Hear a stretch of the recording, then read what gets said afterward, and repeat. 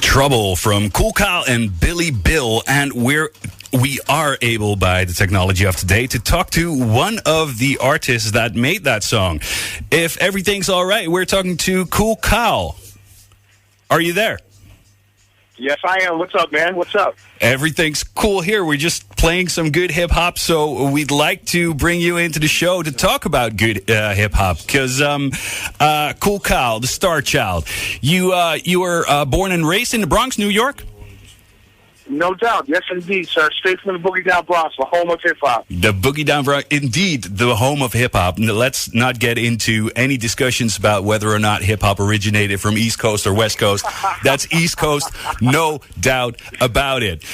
You started off in 1974, if I'm correct, and you started off as a b-boy.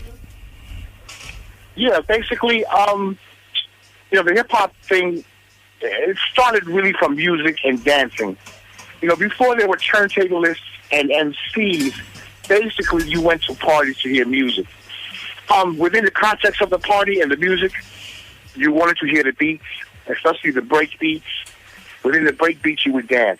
Mm-hmm. So when I was a teenager, what we would do basically is go to parties to dance. We used to break dance. We're the original B-boys, the ones that at Kool parties. The very beginning, myself, Charlie Rock, a lot of guys that became prominent instructors in b-boy dancing from the beginning. Wow. That's where they started. They started in the very beginning, going to Kool parties in the South Bronx. And I was a b-boy. I used to break dance. Myself, Curtis Blow, Grandmaster Flash, Easy Mike, Melly Mel. They were b-boys? Scorpio, Mr. Ness. They were all b-boys at the time, or they were MCing at the time? Well, now Grandmaster Flash, of course, they would be, he would be turntablism. I'm sorry, Flash used to dance too. Wow. The Flash was becoming a DJ. I'm saying, I've been at parties where he danced at. Melly Mel was a b-boy. Kid Creole was a b-boy. Mr. Ness Scorpio was a b-boy. They all danced. In fact, Mel got with Flash for dancing at Flash parties where Flash used to DJ at. Mel would dance with his boys. They had a crew. And that's how Flash got with Mel in the very beginning, because Mel was a dancer. Mm-hmm. Myself, Curtis Blow, we were dancing. We used to go to parties and dance. And this all happened at... We touch the microphone. Oh, this all happened, at block parties and get together in parks. It used to happen in the parks. The parks in the South Bronx, 23 Park and Webster Avenue, 169th Street, all those parks in New York City, in the South Bronx, downtown. At that time, cats were developing sound systems. Previously to that, they used to come out with bands. Live bands used to play. Bass, lead guitar, horns, drums, and a couple of singers. You had bands that would play in the park. In the mid-'70s, that faded away for some reason. Herc came out with this really big system. Herc started playing. Mm-hmm. And the next one from that neighborhood got a system. Then uptown, you had DJ Breakout and Barron, the Brothers Disco. They had a system, the Mighty Sasquatch. Then you had Bambaataa got a system. As these guys were getting systems, they were pulling their stuff out on a Saturday, on a Sunday, and they would plug up in the park. Or the playground next to a school near where they lived. That's where the light pole came from, because those playgrounds had no power other than the light poles for the street lights. Yeah. And you would plug into the street lights. And, they would do these parties in the park. Eventually, they got to the clubs because Herc was able to play in a club called the Hevelo. And then the Executive Playhouse. This was around 75. And when he did that, we realized, now you have B-boys going to parties indoors. Because these parties weren't geared toward us in the very beginning. They were for young adults and adults. Everybody I'm talking about was a teenager. We were teenagers. We wore sneakers. And at the clubs downtown in New York City, you couldn't wear sneakers. You had to wear shoes. Uh-huh. You had to look nice. And, it wasn't like we couldn't look nice because we were fly on our own. But our terms of fly were not the established situation for fly. You know what I mean? So once Kurt came out, and with the lead dungarees and the jeans, now we can go to a party in a club, but we don't have to go all the way downtown. We don't have to dress up. Just have the money to get in. And that's where it originally started generating. It started percolating like that. But it all stems from B-boy dancing and the records. And I'm an MC, and I can tell you that. Wow. It was some time before you got into MCing yourself, because that was like 3 to 4 years later, 1977, 1978? Well, what happened with me was, I was dancing for a while, and listen, it's not like we called out. Well, we acknowledged that we were breakers, and we used to break on girls, primarily. And then other guys saw what we were doing, we saw what they were doing, and we would battle them. But there's really a guy against a girl thing and trying to stand out at a party. But eventually, like around 76, I'm watching what the DJ is doing, and I'm into that because I went to like a music high school. I've always been a music person. In fact, Curtis Blow and I went to a very famous high school in New York called, the School of the Arts, the school that they made the movie Fame from. Curtis Blow and I actually went to that school, while they were filming that movie. I was in high school then, a high school of music and art in Manhattan. I went there on drums and art. So I've always been a musician, artist. I watched what the DJ did. And eventually the DJ started talking into the mic. Around 76, I started like imitating that DJ voice I heard. Mm-hmm. And you have to understand, if you lived in New York then, on the radio in New York was a black station at the end of the AM dial. This is when AM radio was popular. Yeah. This station featured nothing but black radio personalities. They had a style. They would say rhymes before they introduced the record. They would say, right about now, you're ready to get down to the funky sound of Kool and the Gang.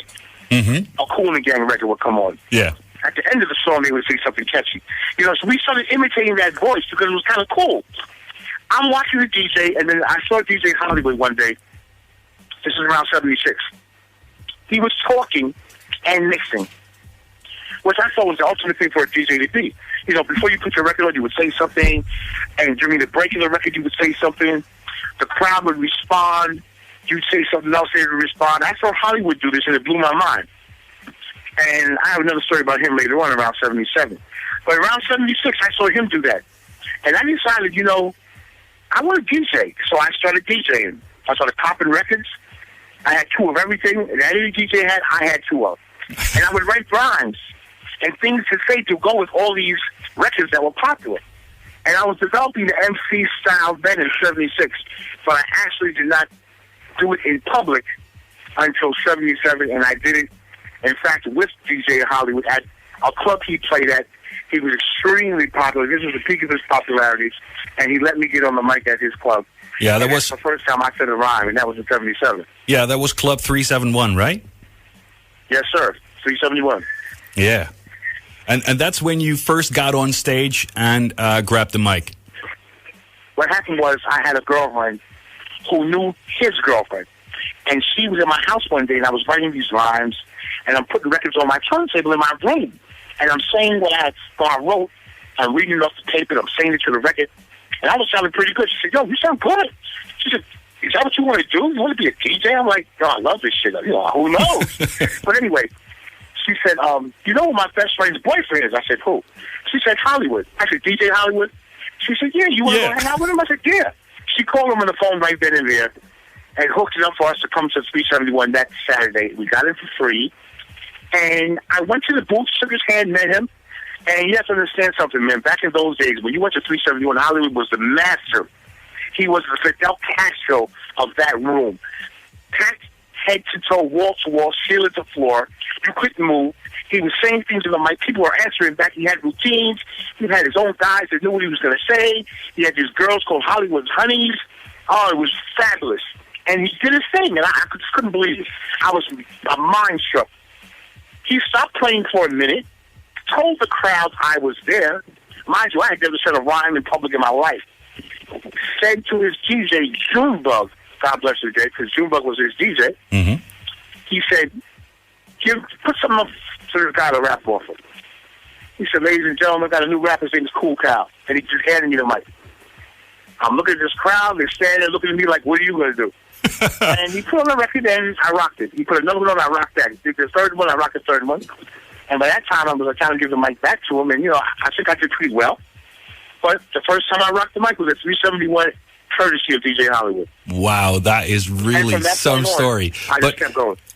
Kool Cal, how did you feel at the moment you were handed the mic? Oh my God, man! Initially, a shock of fear hit me. I'm not going to lie about none of this. No, I can imagine. Yeah, I'm going to be very honest. Some cats I know. No, I was scared, but it wasn't a long-lasting fear. It was like, oh shit, part of my language. I'm getting ready to rock the mic in 371. Yeah. If you are a DJ, if you're a music person, and you hung out in those days, and it's like if you're a musician right now and you go to a concert and Mick Jagger calls you on stage and says, "Here, play a couple licks." All these people are here to see this guy, and now they're focused on me. Yeah. So this fear hit me, and then I realized, this is 371. How much better can you get to start doing anything? And I didn't even realize how important that was till years later. But I started at the top. It wasn't like I was in somebody's basement.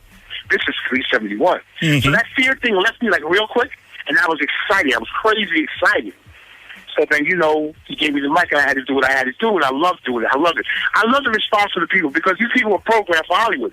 For them to even answer me was like an acknowledgement of respect, kind of, because Hollywood co-signed for me, number one. Number two, they used to hear what Hollywood was doing all night long, every night. They never heard my rhymes. And I said a couple of things where you had to answer back. So let them know this is what I do, too. And they answered. And when I got the girls going behind me, because my thing has always been women, that's when I knew I was kind of in there. Yeah. But initially I was scared there, but it was great. It was the best feeling I ever had in my life. Wow. I'd like to take it a few years on, going on to 1979. You recorded "Do You Like That Funky Beat"? Yes, sir. Did you record anything else before that time, or is that the first Kool Cal Starchild record? That's actually the first record that came out. I had made a demo around 78. What happened was Sugar Hill Gang came out. And I had a guy that came up to me before they even released that record. He came to a party at a club I used to have as my own club. It was a spot called Emma's Place, around the corner from T-Connection in the Bronx. I used to play T-Connection too, but this after-hour spot called Emma's Place was primarily my spot. They didn't do anything until I walked in the door. I would play T-Connection and get off around 3 o'clock in the morning, 2 o'clock, and go around to this after-hour spot and rock in there until 12 o'clock the next afternoon. And it was like my little 371. I had the whole neighborhood in there, packed. At a certain point, you couldn't even walk down the stairs to get into this place. Anyway, I was in there doing my thing, and a guy came to me and said, why don't you record that? Why don't you just, all these things you're saying off these beats, not knowing anything about legal technicalities, ownership, none of that stuff, just record it. And why don't you, put it out somehow? I said, what, sell cassettes, maybe? Because cats are collecting cassettes. He said, no, maybe make a record of it. I'm like, who would buy a record of that? That they can just see you live, which was the complete opposite of recording. Recording is to make a record so you can perform it. But this is so brand new in those days that it didn't dawn on anybody to make a record yourself. Mm-hmm. So when Sugar Hill Gang came out, that was the impetus to everybody got busy. Everybody who was rocking the mic in the Bronx and Manhattan in those days found out how to go to a studio, gathered a bunch of musicians, started taking records and jacking beats and bass lines, and we went through the process of trying to make records. I had made one off of Love Is a Message, MFSB, Sound of Philadelphia Records, and a lot of people kind of liked it because I made a plate of it. Back in those days, you could make plates. A plate is an acetate, not commercial available plastic. It's the same 12-inch size as a record, but it's made of thin metal. And I had made one. I was playing it in the club. People loved it. So I was going to do that. But then I found that I had to get permission to use the bass line and all that kind of stuff, and that turned me off. Meanwhile, Sugar Hill Gang, that record is blowing up, it's getting bigger and bigger. So I finally got my musicians together, and we came up with the bass line from Beach Express. I Like It, which is doom doom doom doom doom doom doom doom doom doom doom doom doom doom. So I used that, and I did that, had it done, paid for it myself. I made a demo of it. What happened was a very good friend of mine at that time was Grandmaster Flash. Flash had just came on the label Enjoy, and their first record got released. Super rapid. Mm-hmm. So I said to Flash, how can I get on Enjoy? He was having a little bit of problem with his MCs then, and I actually was rocking the mic with him a little bit, myself and Curtis Blow. When the MCs didn't want to be bothered with Flash, Curtis Blow and myself would rock the mic for him. So anyway, Flash took me to Enjoy Records with the demo. I couldn't park my car. I had to drive around the block. Flash said, just give me the record. I gave Flash the record. He went inside. Enjoy Records was in there about an hour. When he came out with 3 pieces of white paper stapled together. It was a contract. And he said they wanted. Bobby Robinson wants your record. And that's how that record got made. Flash took me to Enjoy. Bobby signed me right then and there. And it came out in 79, going on 80. It was the 23rd rap record on the planet. And that's how my recording career started. Wow, and that's not the only career that you had, because a few years later, in 1981, you became the first MC to ever perform in a motion picture. Oh, yeah, no doubt. What happened with that was another girlfriend of mine was an agent. And her family, her mother was a very prominent African-American casting agent in New York. Back in those days, the casting jobs were not prominent among African-Americans. Yet she had became a casting agent. She had casted a couple of national commercials. She did a couple of very big Broadway plays. This was my girlfriend's mother. She worked for her mother in the office and used to get a paper called the Yellow Sheet. The Yellow Sheet is a casting notice that all agents get every day in New York. And it tells you what roles are up, who the managers and agents are the requirements for the role, where to go, what you need to bring. One day she gets this casting sheet. Oh, I'm telling you about Ghostbusters. That's another movie. Uh-huh. What happened? No, because I made a couple movies. How I made that first movie was Fab Five Freddy, which I'm pretty sure you're aware of. Yep. Called me one day. How he got my number, I don't know. He called me. He had originally been looking for Spoonie G, but he couldn't find Spoonie G. He called me. He said, Deborah Harry, Blondie, Lee Quinones, a graffiti writer, very famous graffiti writer Lee in those days, James White and the Blacks, a punk rock new wave group, and a bunch of groups were making a movie about the life of John Michael Basquiat. Basquiat was a famous street artist that became an avant-garde artist in New York City. Before the age of 21, he became famous under Andy Warhol. And he was the talk of the town, and he wanted to do a movie about this guy. He was a teenager. And this was basically going to be a day in his life. He said, there's a club scene, you want a rapper to be in it. Cool. So what happened was Deborah Harry had made an instrumental version of Blondie just for me. Rapture. The song was Rapture. So I come to the club. She's there. Freddie's there. G. Michael Basquiat is there. Lee. All the principals from the movie were there. In the club scene, he comes to the club. Blah blah blah. My DJ Sinbad is spinning, and I'm rapping off a Rapture.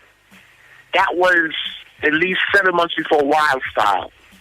I had a chance to audition for Wild Style and actually be in Wild Style because I knew all the principals, Charlie Ahern and everybody else. But I figured in this movie I'm going to be by myself, so why not do this? So I did that. It never got released. It didn't get released until 2002 or 3, and only straight to DVD because they had ownership problems that the producer of the movie had with the Italian government and tax problems. The movie got garnished as collateral. It never came out then. So it never got released back when it was made. So it's technically a rapper in it, and a solo rapper because I did it. That's the story with that movie. Later on it came out. I went to the premiere. I met the producer, and she told me the whole story about what happened. But for many years, nobody believed I had done that movie because you didn't see it. But I'm technically the first rapper, and especially solo rapper, to be in a film, in a motion picture. And the star of the movie went on to become a mega artist who died of a heroin overdose maybe 6 years later. His paintings right now are worth millions. Basquiat. John Michael Basquiat.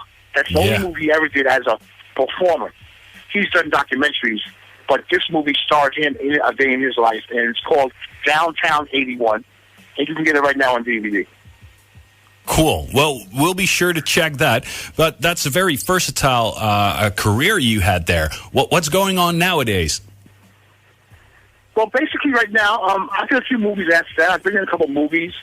The last thing you might be able to see me in is Spike Lee, She Hate Me. I have a cameo in that where I'm talked on screen. It's Kool. I introduce myself as Kool. But musically, I'm making new records. I have a group called Men vs. Many. That's myself and my man R.B. Dubrolic. We're about 40 to 50 songs done. I'm in the studio. Politicking with a bunch of other artists, a couple of young artists I don't want to name right now. And I have music getting ready to come, brand new music. It's Kool Cow 2.0. It's hot. You'll love it. It's just a higher version of what I did back then. But I go into little different areas now. I'm being the real Kyle. I'm doing what I feel I need to do. Back then I was more influenced by what I thought I saw and what I thought I needed to do. Now I know what it is. Been in the business. I'm a legitimate pioneer of hip-hop. There's certain things I should have got out the game I really didn't get because I just didn't know how to do it. I did it well, though, as far as the rap goes and my performance style and all that. But as years go by, you learn. So I learned. And I got some really hot stuff I'm looking at right now. Hopefully by next year, this time, you'll hear something. And you'll interview me again. And the song that I have, you'll have on your playlist. You'll go, wow, I talked to Kyle last year. So that's what I'm doing right now. We'd love to hear. We'd love to hear when that record comes out because we want to play it, definitely. No doubt. No doubt. Exactly. Kool Kyle, I'm very sorry, but we're out of time, so we have to get on with the show. Thank you very much for sharing your story and telling about what it was like back in the day when hip-hop started out in New York. You're quite welcome, my man, anytime. I'm always available to you and your people. You know how I feel.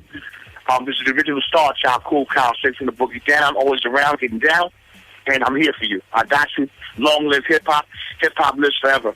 And on this date, I just want to say one thing right now before I get off the air. Kool's DJ AJ Scratch, passed away today. And I just like to say rest in peace, rock in peace to my man Aaron, DJ AJ. Very, very good friend of mine from day one in hip-hop since the middle 70s. I love him. I miss him. And may he rock in heaven. Respect. No doubt. Yeah. Well, thank you very much, Kool Kyle, once again. And we'll be playing one of our Dutch artists now, Rico, with The Freak, The Flow. Okay.